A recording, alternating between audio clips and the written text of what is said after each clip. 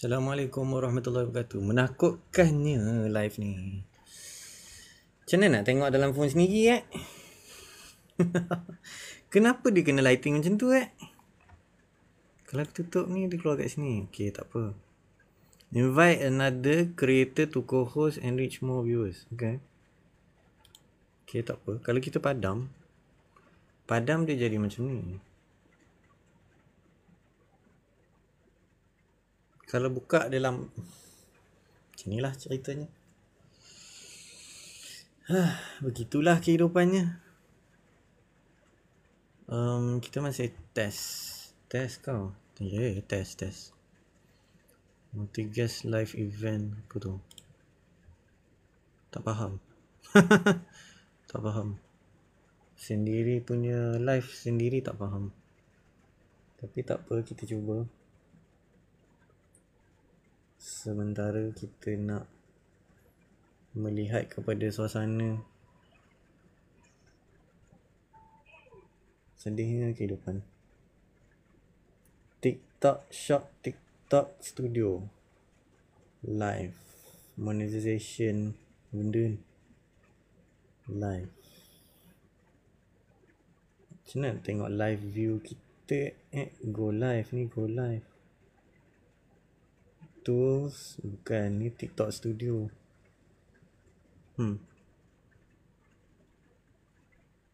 Kalau kita nak patah balik, macam mana nak tahu sendiri tengah live ke tak?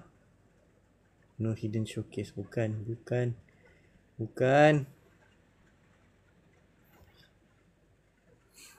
Hello, selamat datang. Yang mana yang baru masuk, komen sikit sebab kita tengah masih test tau. Sebelum kita start lah kita punya program. Benda. Dah lah tak touch up rambut. Aduh, nak kena touch up rambut ke? Komen sikit. Sebelum kita nak start lah, nak test sama ada suara jelas ke tak. Lighting memang tak ada nak buat apa sebab lighting very romantic. Bukunya di bawah. So, bukunya ada kat sini. Kat bawah ni. Jadi, begitulah ceritanya. Sebenarnya kita nak tahu sama ada live ni okey ke tak. Okey. Saya nak touch up rambut jap. Touch up rambut. Ya. Nak touch up rambut jap. Selamat datang. Kita tak start lagi. Kita nak touch up rambut sikit. Tapi macam tak nampak sangat kan rambut ni. Touch up lah rambut sikit. Macam tu lah. Gerak lo.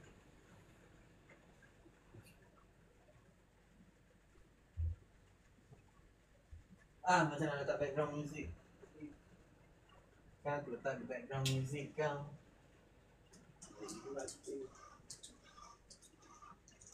Pasal touch up rambut sikit. Sabar aja. Sakit hidung. Touch up rambut sikit. Kan nak get ready with me. Memang romantik lah cerita ni. Hai, rasa macam nak kena pasang apa tu? Nak kena letak background music ke tak? Macam mana nak check live sendiri pun tak boleh nak check. Sabar je lah. Tapi kalau buka TikTok Studio dia takkan muncul. Kalau kita buka live dekat sini, live recording ni go live. Kalau saya tiba-tiba tekan go live dekat sini, memang tengah live pun. Editor bukan. Post bukan. Tak start lagi. Sabar dulu. Kita nak tengok komen. Bukan. Kita nak tengok komen. Nak tengok betul ke tak betul ni sekarang ni. Masuk ke tak masuk. Okey, yang peliknya dekat TikTok. Ni dah ada. Okey. Tools and resources, live recording, live event, post. Live incentive program, lead. Selamat datang. Kita tak start lagi. Pada semua yang masuk. Yang masuk yang tengok daripada luar. Tak apa. Tengok daripada luar. Nak masuk komen, tiba-tiba komen. Lepas tu hilang pun boleh. Tak ada masalah. Tak apa. Adik ya je yang setia. Adik ya. Dia suara jelas tak dengar tak? Sebenarnya suara saya keluar ke tak keluar? Itu yang saya risau sebenarnya. Sebelum saya nak start bedah buku ni, saya nak bedah buku maksudnya saya nak ambil buku ni pasal saya nak bedah dia macam tu. Ni live untuk kita bedah buku. Bedah dia. Siapa tak pernah nampak buku ni, inilah bukunya. Psychology of Money daripada Morgan Mosel. Dan buku ni dalam bahasa Inggeris tau. Jadi saya akan terjemahkan dan akan huraikan. Itu ceritanya pada malam ni. So siapa yang tunggu? Aku sendiri yang stres. Sebab aku tak sure sama ada aku boleh nampak ke tak. Padam dulu jap. And live, pause live. Tak nak buat benda tu. Ada yang masuk daripada post. Okay, tak apa. Selamat datang. Yang mana orang masuk, kita tak start lagi. Nak start pun kita tak confident lagi nak start ni. Ni live chat. Apa benda live chat ni? Kita pun tengah eksperimen lagi. Ya Allah, astagfirullahalazim. Apa benda ni? Benda ni? Masuk. Orang masuk. Tak apa. Orang masuk pun tak tengok ke. Orang tengok ke. Yang tengok kat luar pun ramai. Tak apa. Macam mana nak tengok kat dalam Manage your star comment. Ini tak apalah. Ini tak apalah. Macam nak tengok diri sendiri punya live info. Okay, ada. Apa semua benda ni. Okay, tak apa. Share your live. Record. Boleh record Tak apa, tak penting. Nak record pun. Share your live. Turn off live review. Markup. Apa tu markup? Share live. Okay. Tekan button share live ni. Copy link. Okay, open TikTok app on your mobile device. Tap the plus profile. Scan QR to watch the live. Okay. Kita cuba. Nak check diri sendiri dulu sama ada benda ni betul. Betul ke tak betul ke? Okay. Arif, selamat datang. Kan aku mentionkan setiap seorang yang baru masuk ni kan. Terkejut korang. Kopi. Apa benda ni kopi? Kenapa dia kata kopi? Use QR code. Show or scan other people's QR code. Bukan. Aku nak scan live aku sendiri. Please copy content and paste into your browser. Macam tu. Kita copy, lepas tu kita post dekat browser. Macam tu. Benda ni. Lepas tu tak keluar. Masalahnya tak keluar. Tak apa benda aku buat ni betul ke tak betul. Macam tu lah. Tak apalah. Abaikan je lah. Dr. Mizan masuk. Dr. Mizan support live. Seru Dr. Mizan tu. Siapa tu? Buat tak kenal lah. Siapa tu? Okay. Ada komen tu. Maksudnya betul lah tu. Betul lah tu. Live ni tengah jalan lah ni. Sama je lah. So dia akan jadi satu hala. Perbualan satu hala. Live satu hala. Sekiranya tak ada orang yang komen. So tak apa. Okay, tak ada masalah. Okay, kita nak start dulu ke? Kita bagi dalam 2 minit lah. 2 minit untuk kita tenangkan diri dulu sebelum kita mula. Sebab saya pun tak pasti sama ada korang dengar ke tak ni. Dan macam mana kita nak check kita punya live? Kita punya live sekarang ni Okay, tak apa. Okay, ini kita boleh bagi link dekat sini.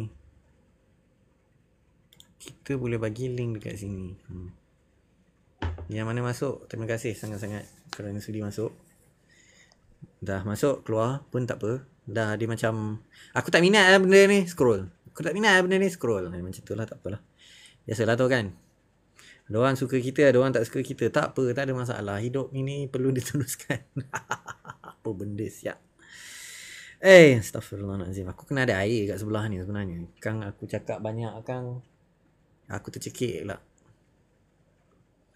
Tapi begitulah. So Sebenarnya kalau aku nak tengok aku punya own live memang tak boleh. Bukanlah tak boleh, sebenarnya sepatutnya boleh. Sepatutnya boleh. Tapi tak keluar. Sekarang ini tak keluar.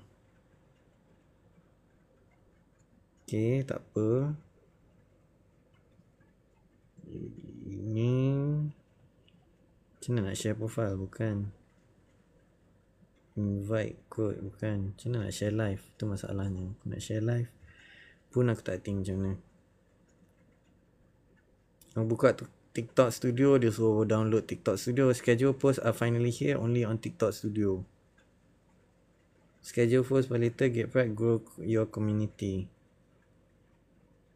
Account check at yours. Inspiration balance. Aku ada duit. Oh, aku ada duit. Kan tiba-tiba kan. Aku ada duit dalam aku punya ni. Kita tak start lagi. 2 minit kan. 2 minit dah berlalu. Cepat sangat ni. Live. Aku buka live. Live analytics. Latest live. 63 view. Comment. Traffic. Not enough data yet. View all. Comment. Viewership. Engagement. Diamond. Semua benda kita boleh check. Okay, tak apalah. Kita mulalah. Bismillahirrahmanirrahim. Subhanaka la ilma lana illa ma 'allamtana innaka antal alimul hakim. Qala rabbi shrah li sadri wa yassir li amri wahlul 'uqdatam min lisani yafqahu qawli. Terus serius mood terus serius. Okay, kita buka majlis kita dengan umul kitab Al-Fatihah. Auzubillahi minasyaitanir rajim. Bismillahirrahmanirrahim. Alhamdulillahirabbil إياك نعبد وإياك نستعين اهدنا الصراط المستقيم صراط الذين أنعمت عليهم غير المغضوب عليهم ولا الضالين.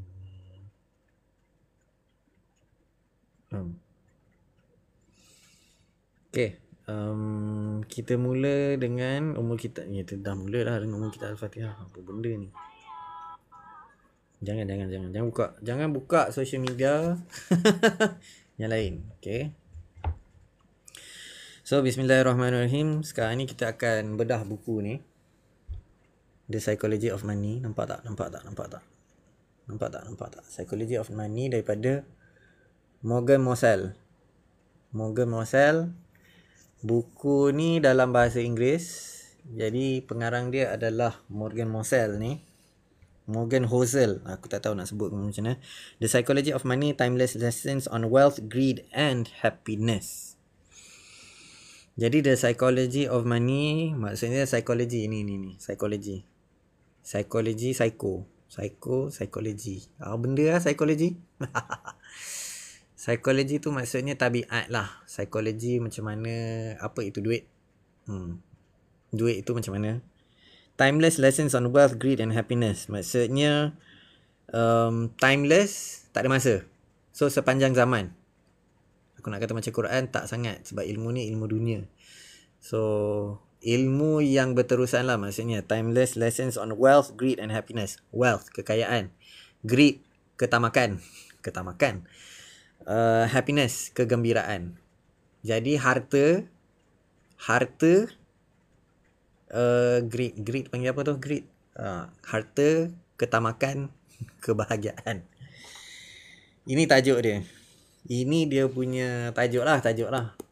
Sorry lah korang tak nampak buku. So korang kena dengar syarahan tu. Dan dengar, saya akan baca dalam bahasa Inggeris. Dan saya akan berilah maksud dalam bahasa Melayu, terjemahkan. Dan juga saya akan, saya akan syarah lah maksudnya. Syarah maksudnya saya akan cerita lah. Syarah tu panggil apa lah? Cerita lah. Senang. Bahasa mudahnya cerita. Betul tak Belfry? Belfry. Kau. Nama Belfry. Muka Melayu. Melawak no. Hadir talaki. Alhamdulillah. Hari ini kita nak talaki kitab Alkitab Psychology of Money. Okay. Sekarang ni kita nak baca dia punya, dia punya sinopsis lah. So sinopsis daripada buku ni. Doing well with money isn't necessarily about what you know. It's about how you behave, and behavior is hard to teach even to really smart people. Doing well with money isn't necessarily about what you know. Maksudnya kita doing well. Maksudnya kita tahu macam mana kita gunakan duit tak semestinya tentang apa yang kita tahu. Okay? It's about how you behave. Dia berkenaan dengan macam mana tabiat kita. Tabiat kita terhadap duit tu. And behavior is hard to teach. Dan tabiat itu susah untuk diajar. Even to really smart people. Walaupun orang tu sebijak mana, secerdik mana, sepandai mana, sepintar mana pun individu tersebut, sukar untuk diajar tabiat itu. Tabiat tu susah untuk diajar lah walaupun orang tu pandai. Orang kata apa, ni istilah orang Melayu, orang kata bodoh sombong lah maksudnya. Dia dah pandai dan dia tak mau belajar. Sebab benda ni melibatkan tabiat. So, jangan bodoh sombong. Yang pertama, dalam ilmu ni, dalam menuntut ilmu, yang pertama sekali kita jangan bodoh sombong lah. Jangan rasa macam kita ni terlalu pandai. Jangan terasa diri ini cukup. Terlalu pandai macam tu lah. Okay, biasa lah kalau talaki kitab ni, talaki kau, dia akan panjang. Walaupun kita nak, orang kata apa, sebagai pensyarah sekalipun, orang yang mensyarahkan kitab tu, dia ada syarahan-syarahan dia. Jadi mohon maaf kalau perkara ni sangat panjang. Dan sekiranya berpeluang, ambil dia punya syarahan tu daripada awal sampai ke habis lah. Maksudnya dengar daripada awal dan habis. Jangan ambil setengah-setengah. Masalah sekarang ni, dalam masyarakat kini, kita, saya sendiri pun, kadang-kadang kita ni ambil sekerat-sekerat. Kita dengar syarahan tu sekerat-sekerat. Dan itu akan menjadi satu permasalahan sebab kita tak faham apa sebenarnya pensyarah tu nak menyampaikan. Apa individu yang berkongsi ilmu tu nak sampaikan. Jadi kita kena dengar betul-betul lah. Dengar sampai habis. Jangan dengar sikit-sikit. Bolehlah dengar sikit-sikit tu. Tapi cuba untuk faham. Orang kata apa? Contest. Bukan contest. The whole context of the discussion. Okay? Faham? Boleh tak tu? Boleh tak tu? Aku bukan Ustaz Farabi. Tapi macam tu lah. Dah nak buat macam mana? Dah kita geng-geng tak kan? Okay. Sambung. Baru satu perenggan. Okay. Seterusnya. Money, investing, personal finance and business decisions is typically taught as a math-based field where data and formulas tell us exactly what to do. But in the real world, people don't make financial decisions on a spreadsheet. They make them at the dinner table or in a meeting room, where personal history, your own unique view of the world, ego, pride, marketing and odd incentives are scrambled together. Maksud dia apa? Money, duit, investing, pelaburan, personal finance, pengurusan kewangan kendiri, and business decision, dan keputusan untuk membuat keputusan dalam pengurusan bisnes. Bisnes dalam bahasa Inggeris, dalam bahasa Melayu panggil apa? Perniagaan. Keputusan dalam perniagaan. Nak membuat keputusan dalam perniagaan. Is typically taught as math-based field. Biasanya diajar dalam bentuk matematik. Bentuk matematik ni apa? Maksudnya, dia ada nombor. For sure lah. Dah nama pun bisnes kan. Dah nama pun duit kan. Pengurusan duit. Dia mesti berkaitan dengan nombor. Dan di mana data dan formula menyatakan apa yang sepatutnya kita kena buat. Itu, tetapi, dalam dunia yang sebenar, in the real world, people don't make financial decisions on a spreadsheet. Dalam dunia yang sebenar, orang nak buat keputusan kewangan, financial, ini bukan atas spreadsheet. Maksudnya, data yang kita dah buat tu, kita buat keputusan bukan atas data tu. Data spreadsheet lah. Panggil apa tu? Maknanya kita dah buat spreadsheet. Maksudnya kita dah senaraikan segala kita punya perbelanjaan, apa semua benda. Dan keputusan tu tak buat. Dalam dunia sebenar, keputusan bukannya kita buat berdasarkan apa yang kita data diberikan. They make them at dinner table or in a meeting room. Okay. Keputusan dibuat di meja makan. Sebab kita sembang biasa, sembang kedai kopi, sembang dengan keluarga. Dekat meja makan tu kita akan buat keputusan tu. Ataupun dalam bilik mesyuarat. Di mana where personal history, your own unique view of the world, ego, pride and odd incentives are scrambled together. Nak kata di sini, di mana kita punya sejarah hidup kita, di mana kita punya pandangan terhadap dunia kita, di mana kita punya ego, di mana kita punya pride. Pride tu jati diri, bukan jati diri. Pride tu macam jati diri Marketing panggil apa? Aku nak bagi tahu dalam bahasa Melayu ni. Apa terjemahan bagi marketing Nak terjemahkan tu, nak cari ayat dia. Kan aku Google kan. Bukanlah Google, tengok orang kata apa, Dewan Bahasa dan Pustaka lah. Okey. Di sebelah sini sekarang ni, saya buka lah Dewan Bahasa dan Pustaka punya definition. Kan orang kata aku ni menyebarkan dakyah kau. Menyebarkan pemasaran. Alhamdulillah, Belfry. Aku tak tahu berapa lama kau dah jawab kat situ. Sebenarnya aku tak baca, aku terbaca. Okey. Pemasaran. Marketing. Nak cari maksud marketing tu je. And odd incentives are scrambled together. Odd incentive maknanya odd incentive. Insentif yang pelik, yang ganjil. Scramble together. Maksud dia apa? Okey, tak apa. Apa-apa pun saya akan huraikan balik dalam bahasa saya sendirilah. Maksudnya. Okey. Apa pandangan saya, mohon jangan ambil 100%.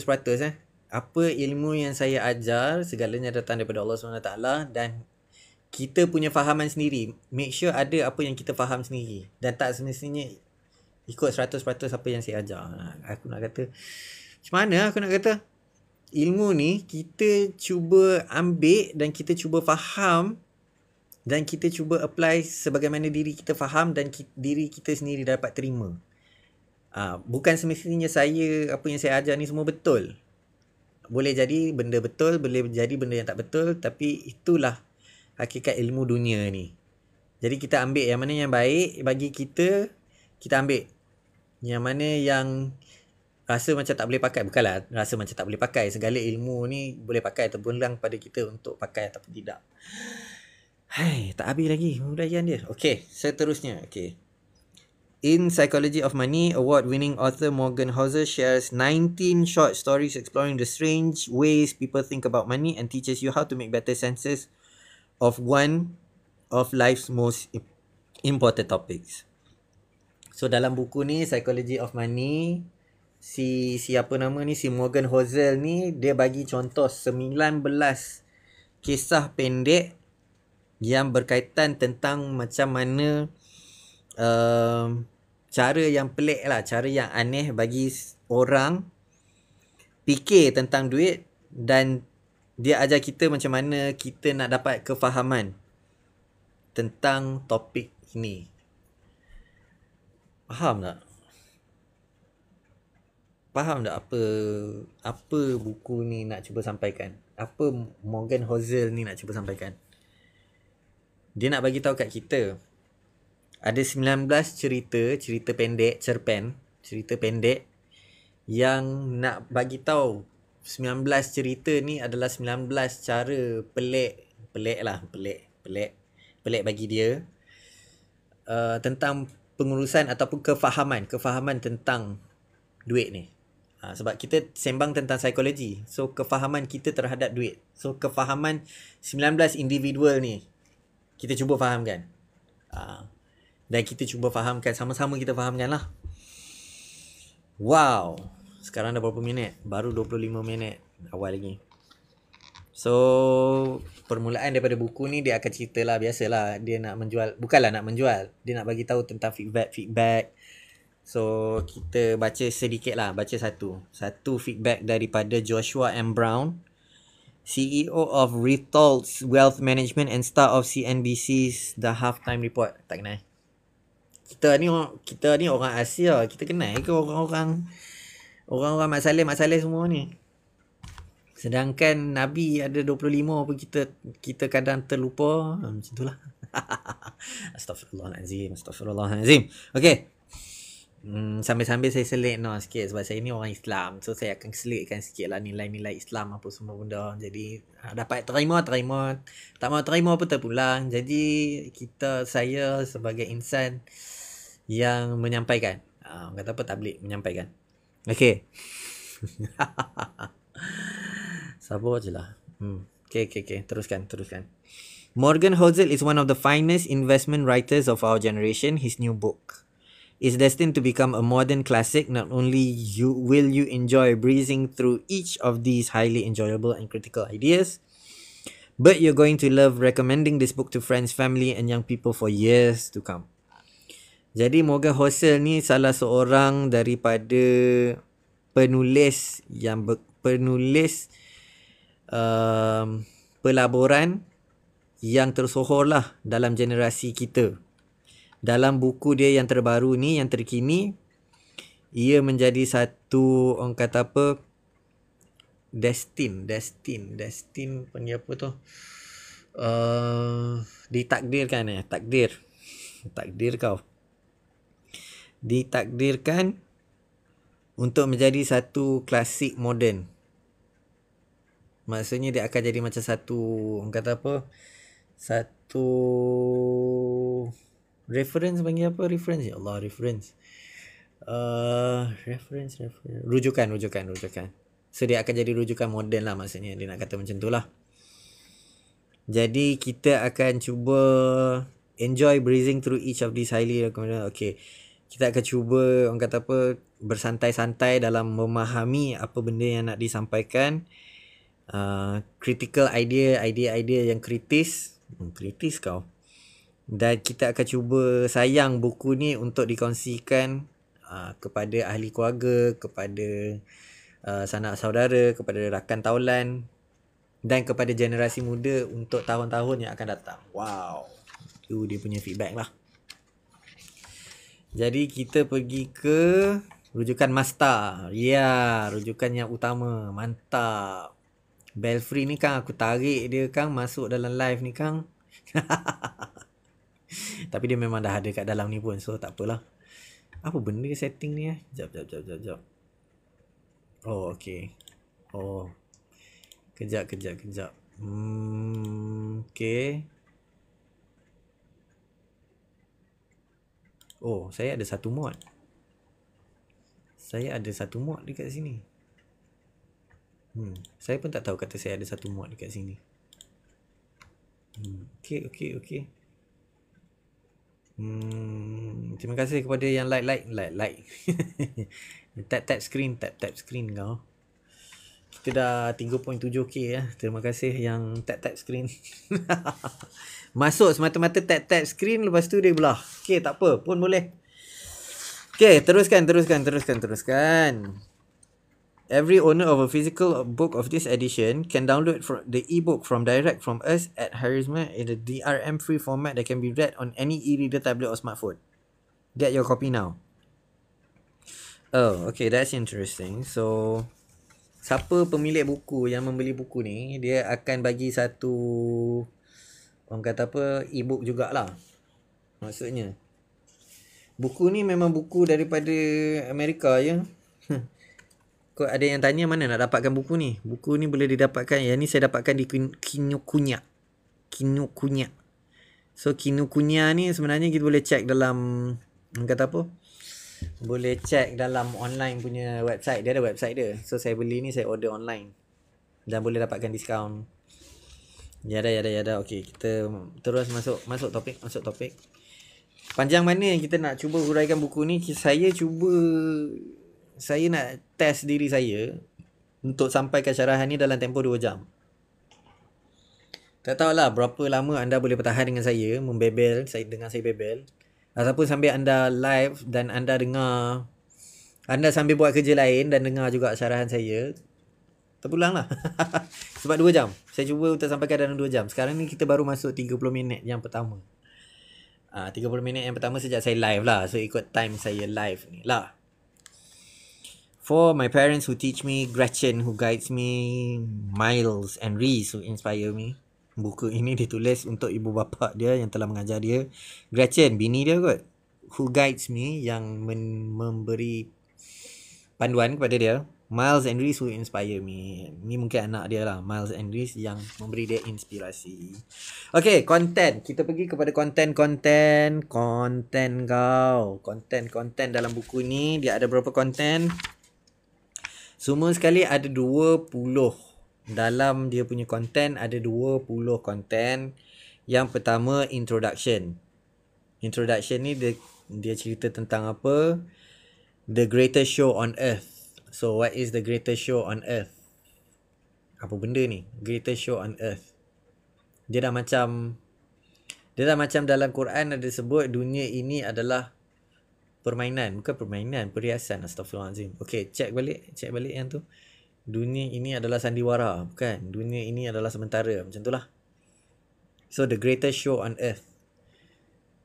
Siaran yang paling hebat, terkemuka di atas muka bumi ni. Wow. Dia punya translation dia memang wow. Tolonglah lampu jangan main-main dengan saya.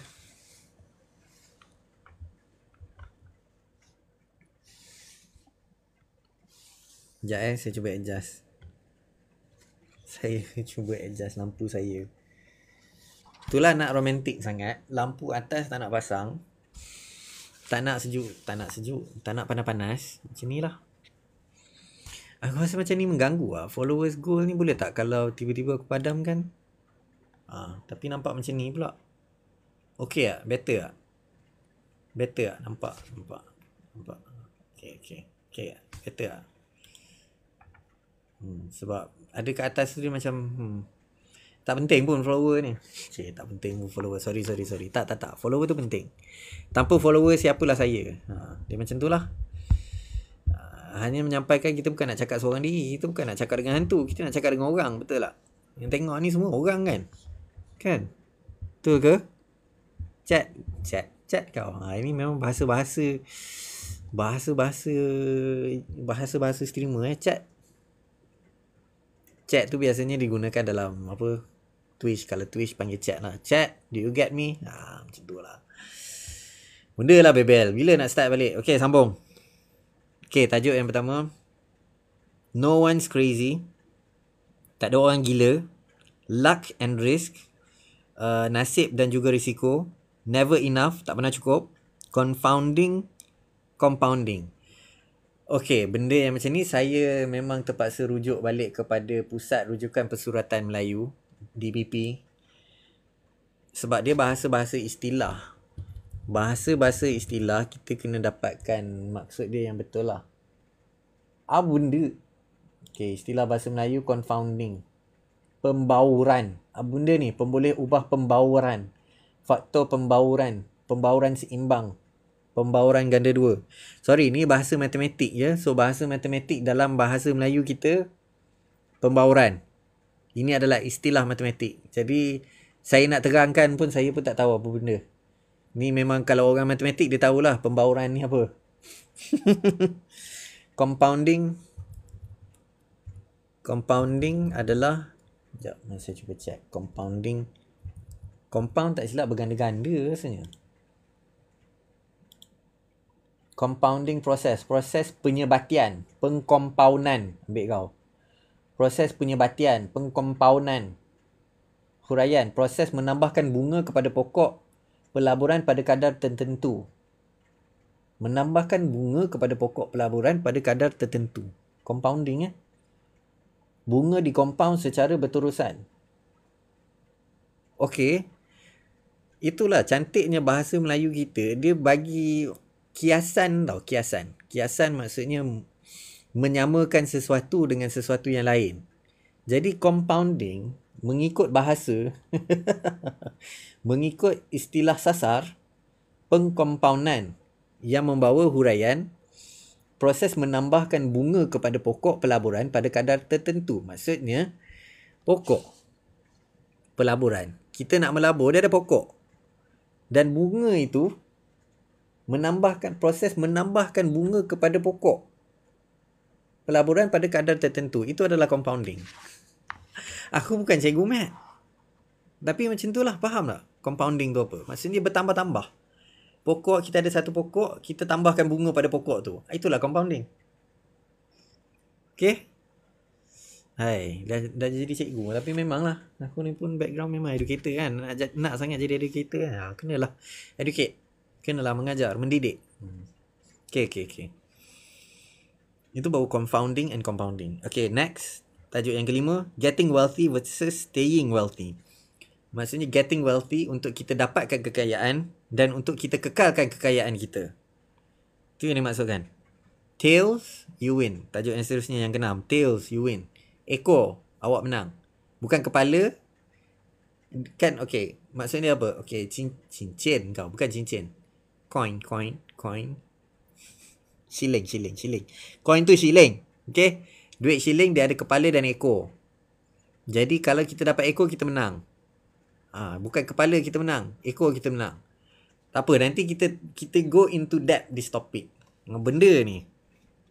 Freedom. Kebebasan. Man in the car paradox. Topik ni menarik. Saya dah baca. Saya pernah baca dalam ni. Your follower mati join from post. Okay. Sorry, iklan. Man in the car paradox. Tajuk ni menarik. Man in car paradox. Maksudnya orang, manusia dalam kereta punya paradox. Apa dia? Menarik. 9. Wealth is what you don't see. Kekayaan adalah apa yang kita tak nampak. Okay? Tuan-tuan dan perempuan, anak-anak, adik-adik. Anak-anak, adik-adik, anak-anak. Okay. Tuan-tuan dan perempuan, adik-adik, anak-anak yang dikasihi Allah sekalian. Ambil kau. Wealth is what you don't see. Kekayaan adalah apa yang kita tak nampak. Itulah kekayaan. Apa benda tu nanti kita huraikan. Nanti kita masuk topik ni. Nombor 10, save money. Simpan duit. Simpan dia kata simpan. Simpan sahaja, bukan melabur. Simpan duit. Reasonable lebih tanda macam ni. Tanda lebih rational. Reasonable maksudnya okay, reasonable dari segi bahasa Reasonable. Sorry, saya tak nak syarah benda ni dalam kesesatan. Jadi saya perlu juga kata apa? Pindahkan kepada bentuk lain. Apa benda ni? Reasonable maksudnya munasabah.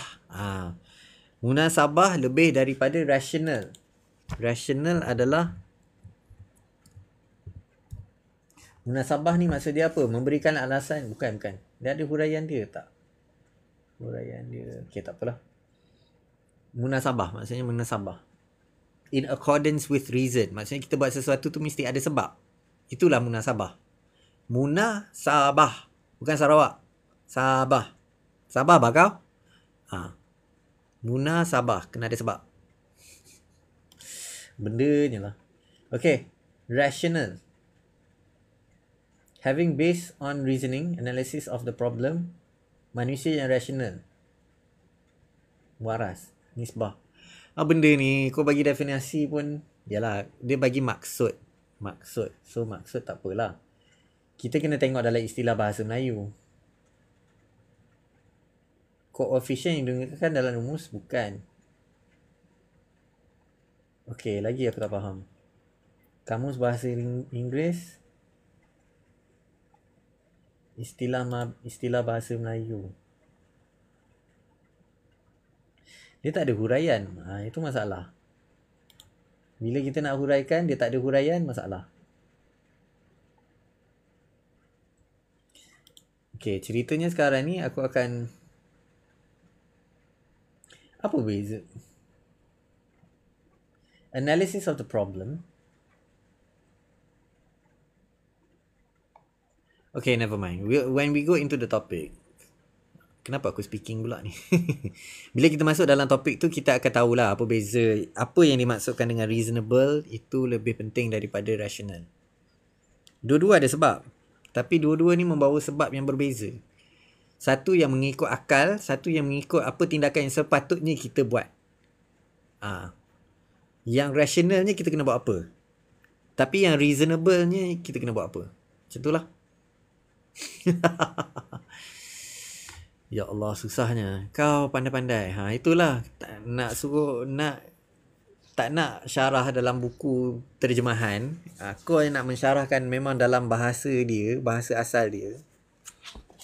Kau bagi dalam kau punya syarahan lah ceritanya. Sebab kau tak bagi maksud dalam monolog diri. Ni namanya monolog diri. Okay, yang ke-12, surprise.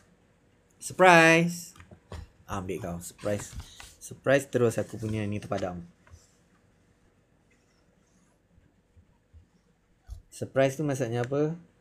Surprise pun aku tak tahu maksudnya apa. Dia mengkejutkan. Mengkejutkan. Dia agape pronoun. Istilah bahasa Melayu. Kejutan. Ya Allah. Hai, kejutan maksudnya. Kamu bahasa Inggeris kata apa? Kejutan. Terkejut, terlopong.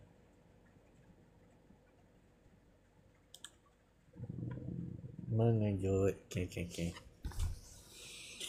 Nombor 13, room for error. Ruang untuk buat kesilapan. Nombor 14, you'll change. Anda akan berubah. Nombor 15, nothing's free. Tak ada apa yang percuma.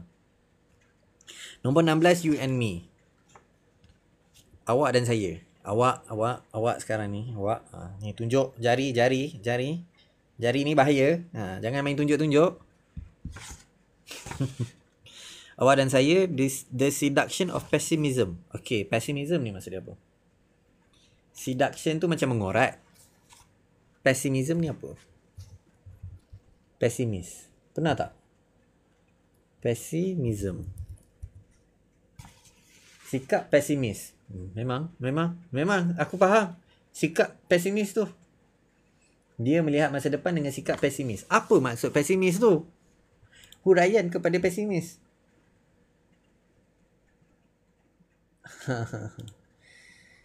Pesimism, fahaman yang berpegang kepada kepercayaan yang negatif. Masalah hilang kepercayaan atau putus harapan dan berburuk sangka kepada suasana sekeliling. Maksudnya, dalam ya Allah, banyaknya like. Thank you for the like. Siapa yang like ni sampai dah 12,000 dah. Aku duduk menganga kat sini dah 12,000 like. Terima kasih. Okay, pesimis ni maksudnya apa? Saya bagi contoh. Dalam Islam, kita ada husnuzon, kita ada su'uzon. Husnuzon berfikiran baik. Saya seorang bos. Hello bos. Dalam Islam, dia ada husnuzon, dia ada su'uzon. Husnuzon maksudnya berfikiran baik. Su'uzon tu berfikiran negatif. Ini yang dimaksudkan dengan pesimis. Seorang yang sentiasa berfikiran negatif. Berpegang kepada kepercayaan yang negatif. Masalah hilang kepercayaan. The seduction of pessimism. Maksudnya seduction of pessimism ni.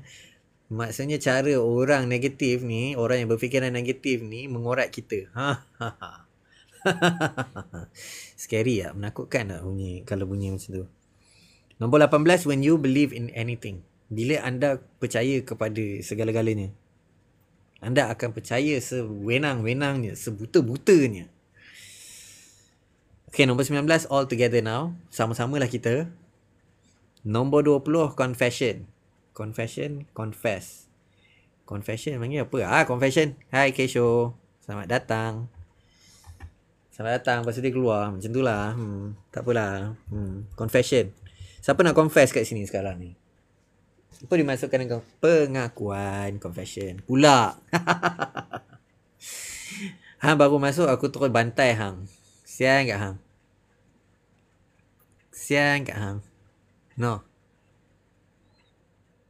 Sudah. Macam tu lah. Dah pula. Sudah. Okay, thank you for the rose.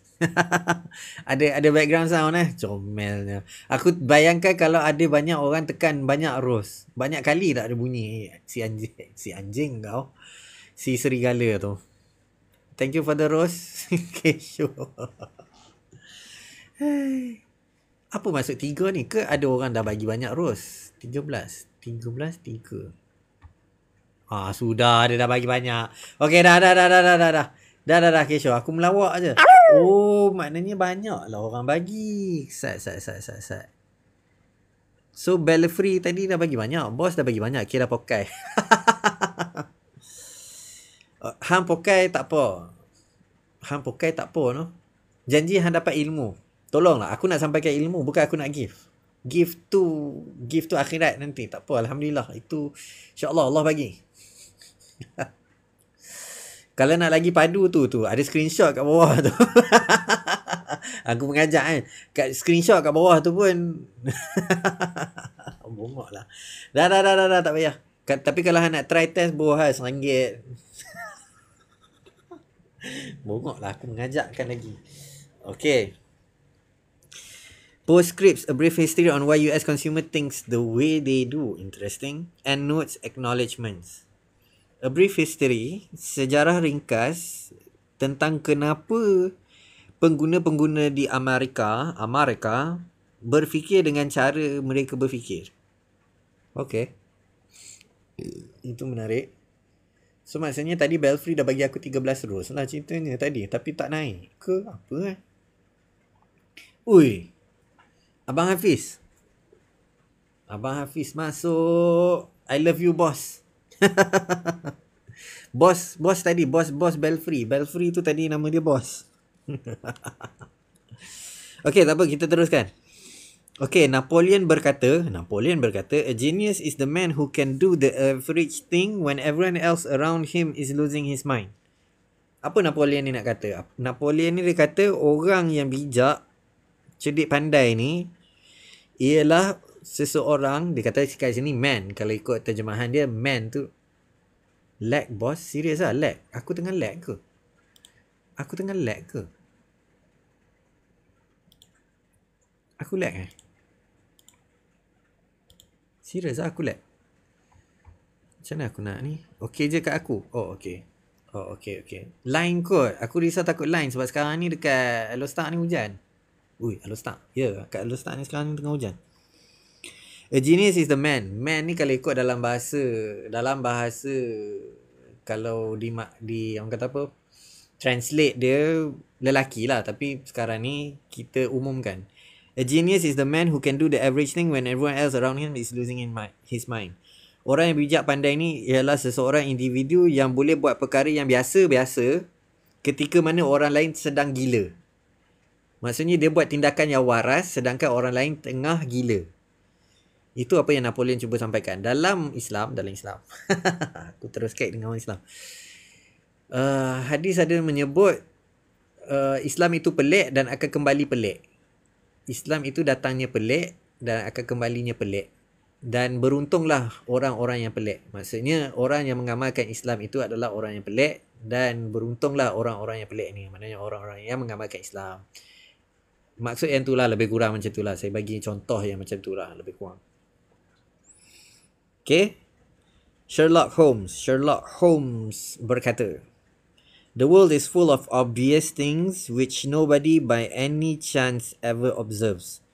Dunia ini penuh dengan perkara-perkara yang sangat jelas, sangat jelas lah. Tetapi tak ada seorang pun yang sempat untuk memerhati. Maknanya ada perkara di dunia ni sangat jelas, tapi tak ramai orang yang memerhati. Macam dalam Quran pun ada sebut juga. Alright, good luck mengajar. Terima kasih, Kesho. Selamat kembali ke dunia aerodinamik ke? Han tak pi ke? Han tak join ke 5 hari tu? Sudah? Wah, mantap. Baru balik daripada Langkawi. Okay. Teruskan kepada muka surat yang seterusnya. Baru kita nak masuk introduction. Tuan-tuan dan perempuan, kita baru nak masuk introduction. Okay. Tak apa, The Greatest Show on Earth. Tajuk dia, The Greatest Show on Earth. Cerita yang paling terkemuka di atas muka bumi ni. Ya Allah. Weh, baru 50 minit awal lagi. Ya Allah, kenapalah aku tengok masa Tapi tak apa. Kita teruskan. perjuangan ini harus diteruskan. Okay, I spent my college years working as a valet at a nice hotel in Los Angeles. Jadi si apa nama ni, Morgan Housel ni, ketika mana dia berumur, dia tak adalah bagi tahu umur. Ketika mana dia belajar di college, dia sempat bekerja sebagai seorang valet dekat sebuah hotel di Los Angeles. Valet ni apa? Valet ni adalah, okay, kalau kita pernah ke hotel ataupun ke kebanyakan hotel ataupun ke setengah shopping mall, pusat beli belah, dia ada tempat yang kita drop passenger kan. Kita bawa kereta kita pergi dekat tempat parking main entrance, pintu utama, untuk kita dropkan passenger, untuk kita, orang kata apa, menurunkan penumpang. Jadi valet ni adalah orang-orang, individu yang buat bisnes di mana dia akan tolong bawa kereta kita dan park kereta kita. Itu kerja seorang valet. Jadi one frequent guest was a technology executive. He was a genius, having designed and patented a key component in Wi-Fi routers in his 20s. He had started and sold several companies. He was wildly successful.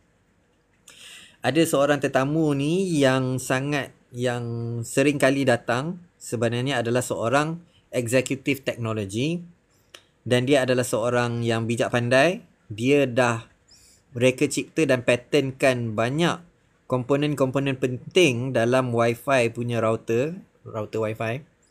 Router ni ada dia punya istilah dia dalam bahasa. Cuba kita translate kan maksud router. Sebab saya pernah translate sekali, tapi dia bunyi dia sangat menarik. Dia tak pelik, dia menarik. Tiada istilah untuk maksud router. Okay. Router adalah maksud dia penghala. Penghala maksud dia peranti yang menerima paket internet dan menghantarnya ke mesin berikut dalam laluan destinasi. Itu dari segi istilahnya.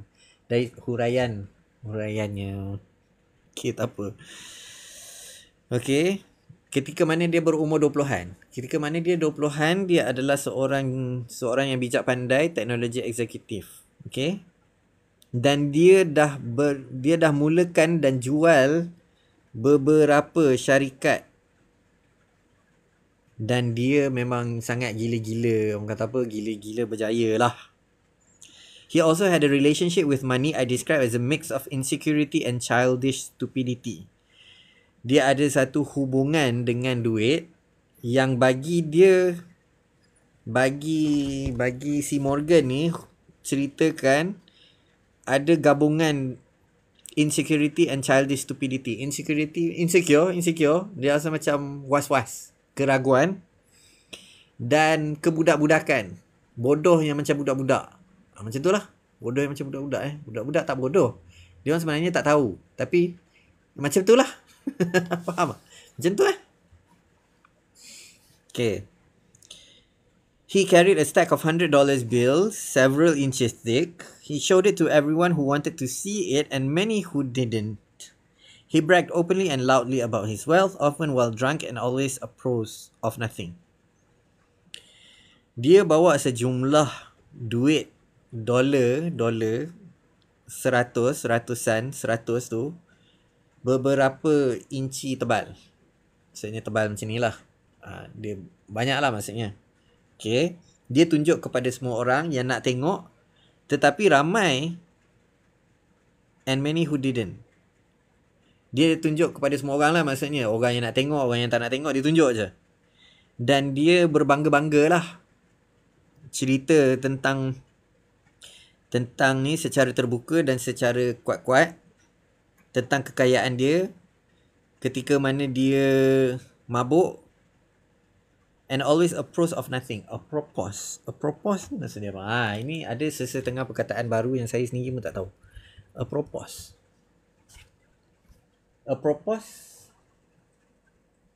Did you make inquiries about the manager? A propos of your new job. Okay, tak boleh, kena tengok istilah dia. Berkenaan dengan. Oh, maksudnya dia berkenaan dengan dia punya and always a purpose of nothing. Okay, tak apa. Ini pun aku pun nak cerita pun. Ulasannya sangat kena pada waktunya dan mengulasnya.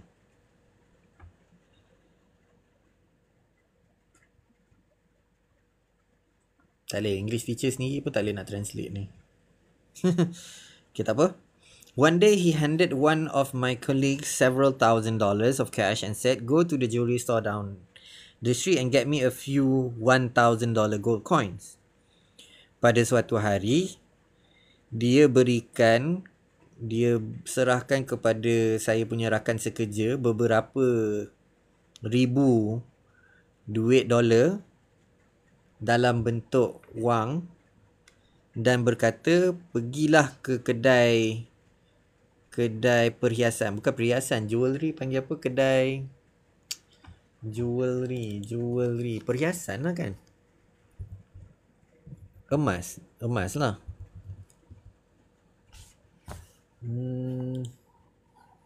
Barang kemas, betul lah. Pergi kepada kedai barang kemas, jalan dekat bawah sana, dekat jalan bawah sana, beberapa kedai di jalan bawah sana, dan dapatkan saya beberapa 1,000 emas shilling. Okay. An hour later, gold coins in hand, the Teeth executive and his buddies gathered around by a dock overlooking the Pacific Ocean.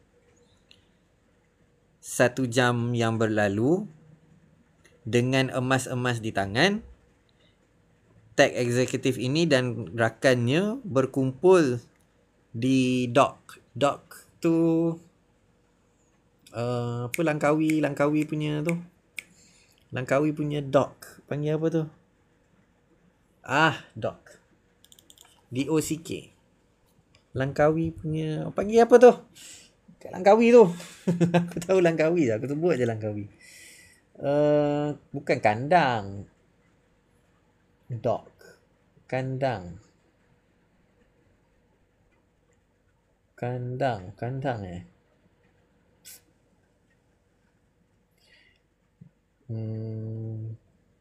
Pelabuhan. Okay, pelabuhan. Okay. Dia macam dekat satu tempat pelabuhan lah. Okay. Pelabuhan yang melihat kepada Pacific Ocean. Pantai Pasifik. They then proceeded to throw the coins into the sea, skipping them like rocks, cackling as they argued who went furthest, just for fun. Jadi mereka teruskan aktiviti mereka dengan membaling shilling-shilling tersebut ke laut, skipping them like rocks. Skipping tu tahu skipping. Skipping maksudnya melantun duit shilling. Duit shilling bernilai 1,000 $1,000. Okay. Dekat situ dia buat macam mainan je lah. Maksudnya dia baling dekat laut tu, tengok siapa boleh, dia punya shilling tu siapa boleh pi paling jauh. Hanya kerana suka-suka, just for fun. Days later, he shattered a lamp in the hotel's restaurant. The manager told him it was a 500 lamp and he'd have to replace it. Hari semakin berlalu, dia telah memecahkan satu lampu hotel di restoran hotel tersebut. Seorang pengurus bagi tahu bahawa lampu tersebut bernilai $500 dan dia perlu menggantinya. Okay. You want $500? The executive asked incredulously while pulling a brick of cash from his pocket and handing it to the manager. Here's $5,000. Now get out of my face and don't ever insult me like that again. Maksud dia apa? Kau nak $500? Executive tu kata dengan penuh incredulously. Ni aku kena cari maksud juga. Incredulously.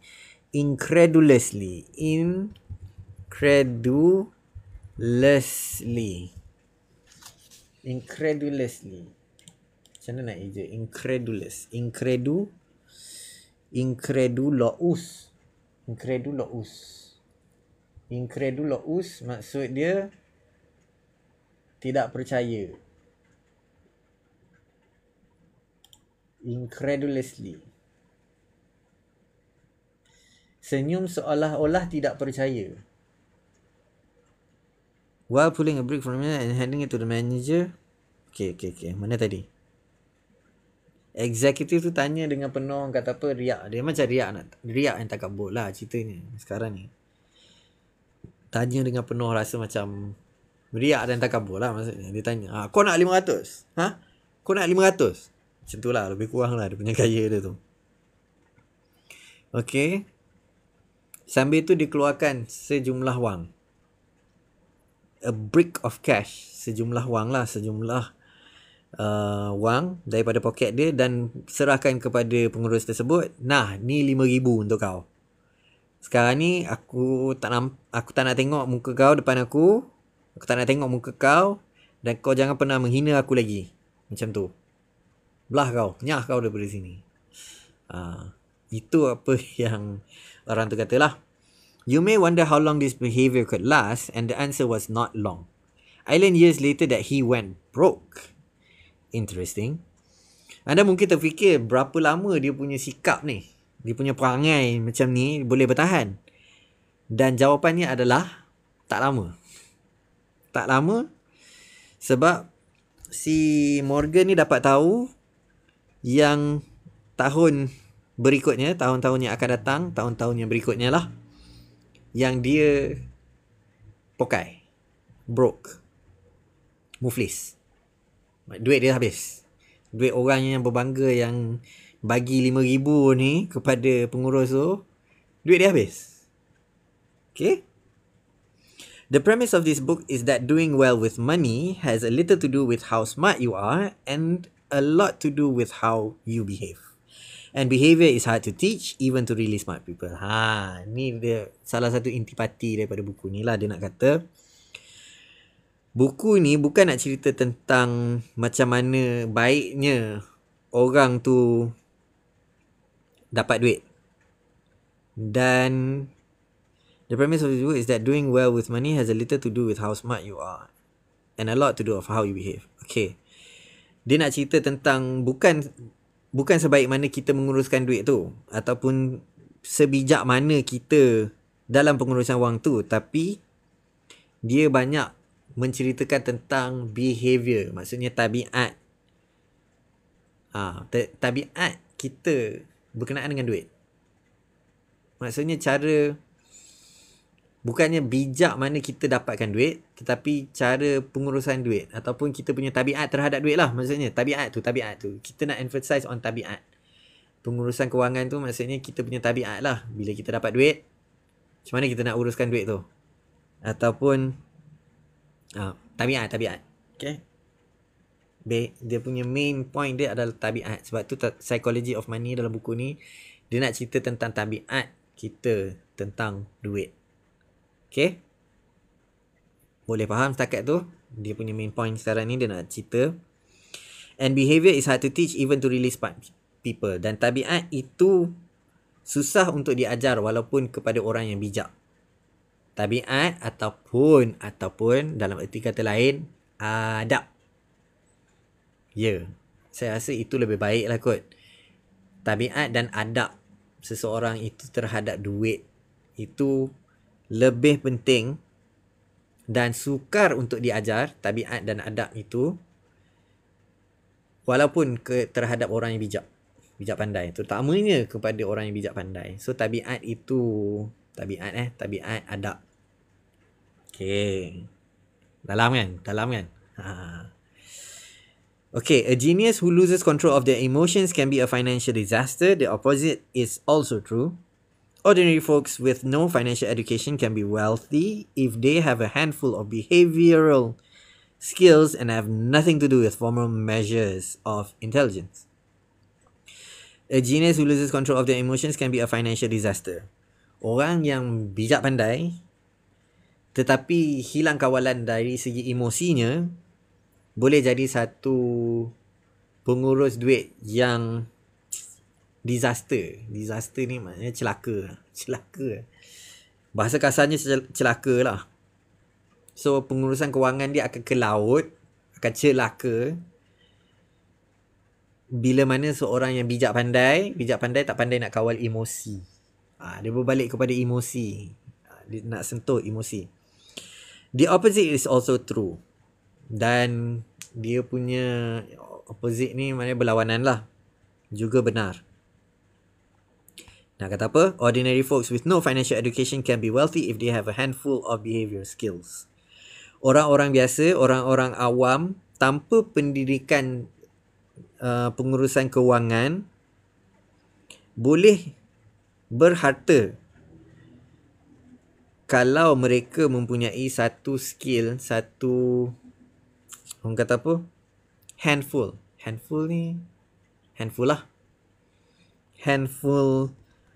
of behavioral skills that have nothing to do with formal measures of intelligence. Maksudnya bila orang biasa ni boleh jadi bukan kaya raya, boleh jadi berharta bila mana dia ada satu skill yang dapat mengawal diri yang tak ada kaitan pun tentang macam mana pengurusan. Apa benda ni? Life visibility is restricted pula. Your life is not eligible for recommendation and restricted in search results because it violates the fake engagement policy under our community. Benda. The notice is unclear. My life does not contain the content mentioned in the TikTok should allow content like mine. I understand this, but this is the notice is unclear. Okay. TikTok telah restricted saya punya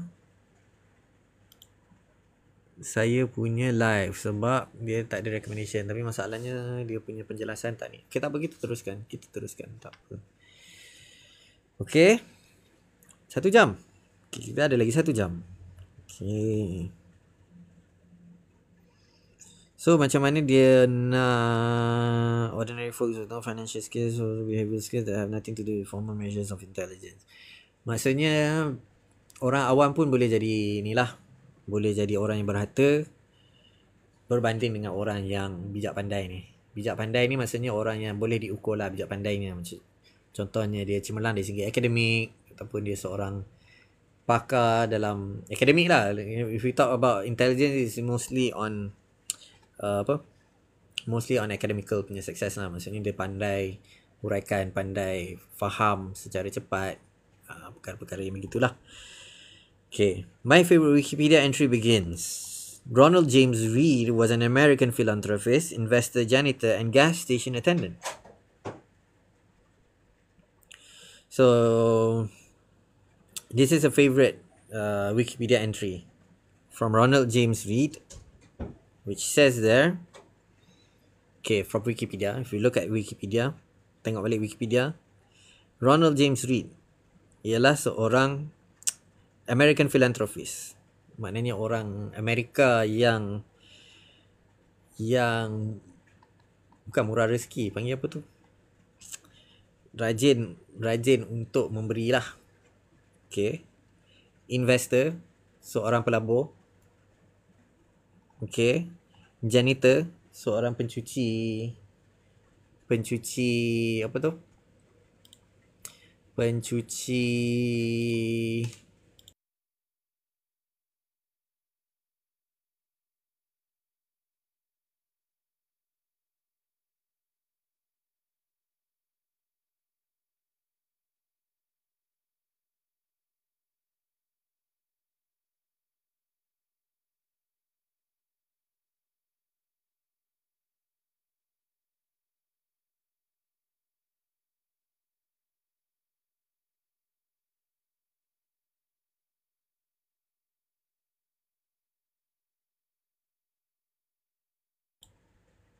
okay, sorry, iklan.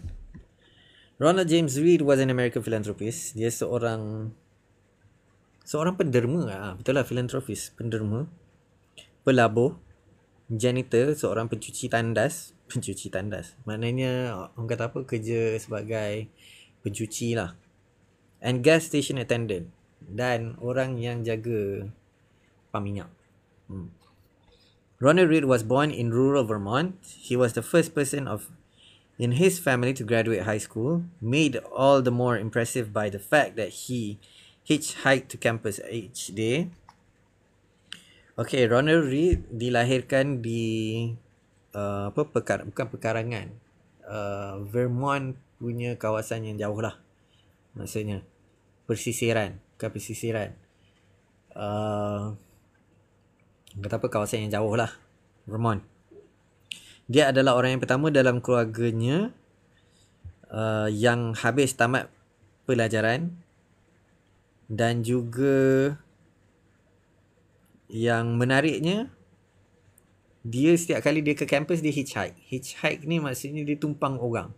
Dia duduk tepi jalan, dia tunjuk signal ke mana ataupun pegang signboard dia nak pergi ke kampus setiap hari. Itu dia punya aktiviti dia. Itu graduate high school. High school kalau American punya ni kiranya macam college lah. For those who knew Ronald Reed, there wasn't much else worth mentioning. His life was about as low-key as they come. Red fixed cars at gas stations for 25 years and swept floors at JCPenney for 17 years. He bought a 2-bedroom house for $12,000 at age 38 and lived there for the rest of his life. He was widowed at age 50 and never remarried. A friend recalled that his main hobby was chopping firewood. Okay. So, bagi kawan-kawan yang mengenali Ronald Reed ni, tak ada apa sangat pun nak cerita tentang dia. Iaitu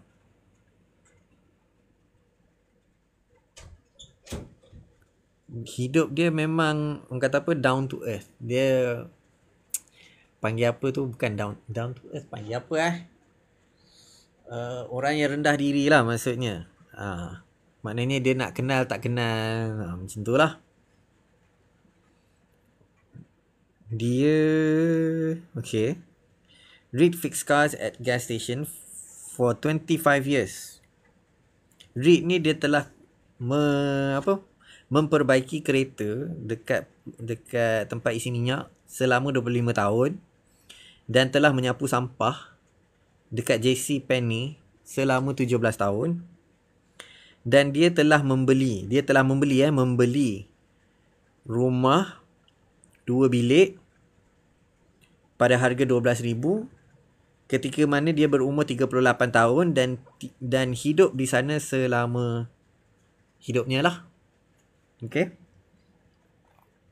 He was widowed at age 50 and never remarried. Dia cerai pada umur 50 tahun dan tak pernah kahwin semula. Widowed ni, Jap. Sorry. Kena tengok betul-betul maksud dia widowed ni. Widowed maksudnya dia punya isteri dia meninggal kot. Dia jadi balu. Okay, dia jadi balu. Kalau balu ni maksudnya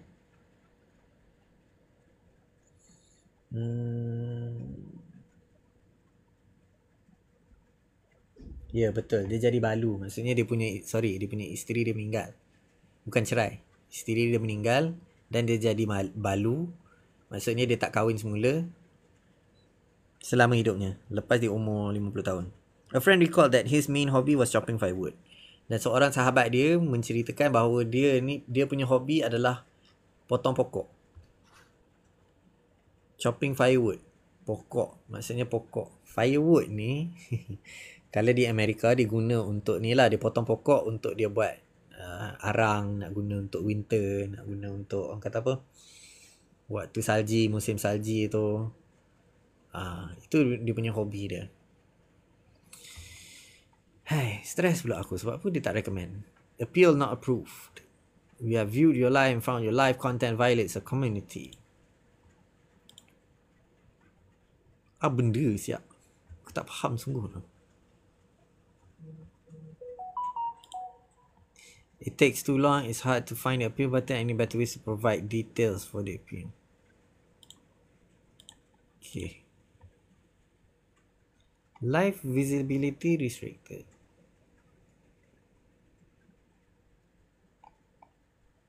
Tak faham. Tapi tak apa. Access suspended.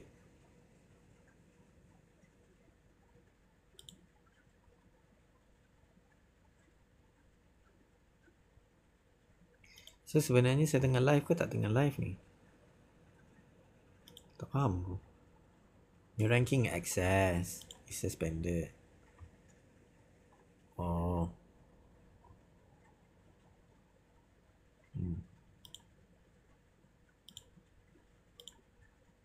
Hmm. Restricted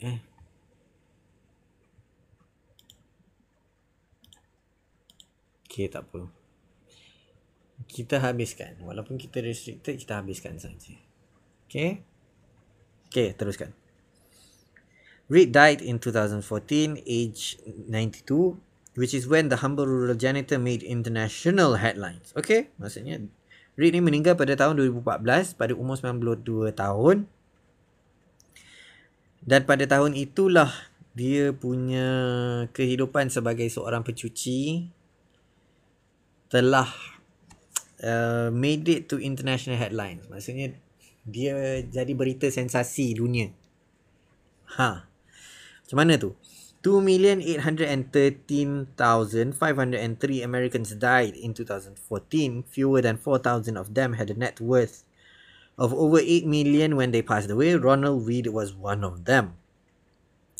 Seramai 2,813,503 orang Amerika telah meninggal pada tahun 2014 dan kurang dari 4,000 daripada mereka ada net worth of over 8 million. Nilai duit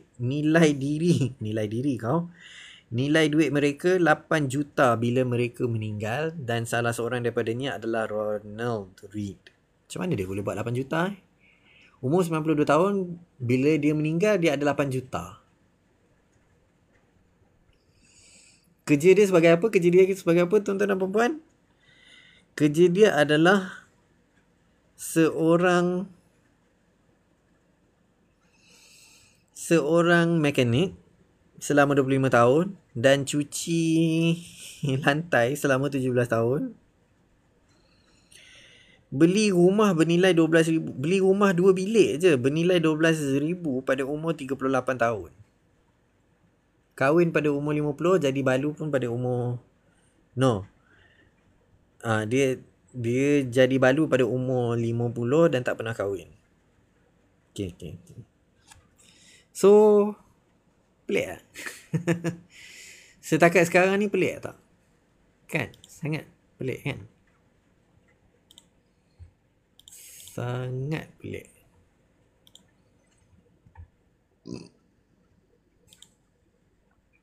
Topics couldn't be changed during live. Okay, tak apa.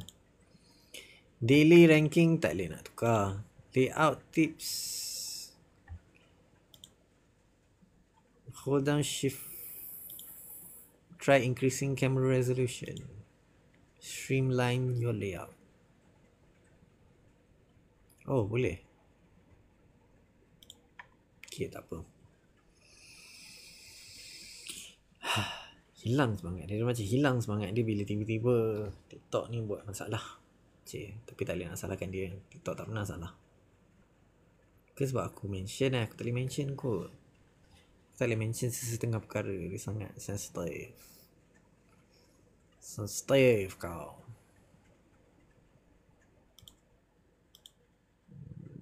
Tak ada pula dia punya notification tadi.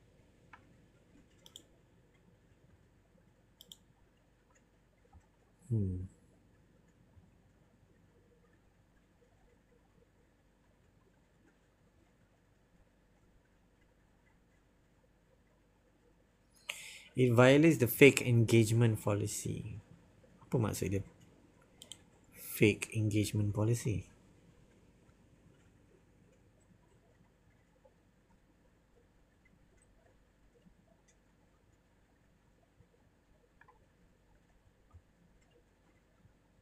No sound detected pula. Dah tak ada sound pula. Okay, tak apa. Dah ada perkara benda yang sangat tak jelas. Hello.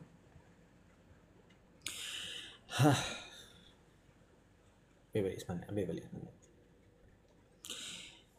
In his will, the former generator left 2 million to his stepkids. More than 1 million. Okay. I'm going to continue. But I'll continue this in another session. Thank you all for joining. We are at page 2. So insyaAllah we'll continue to page 3. Tiba-tiba aku speaking Okay, kita akan sambung. Sekarang ni kita di muka surat 2. Kita akan sambung di muka surat 3 pada hari-hari yang akan datang. Sekian saja daripada saya. Assalamualaikum warahmatullahi wabarakatuh.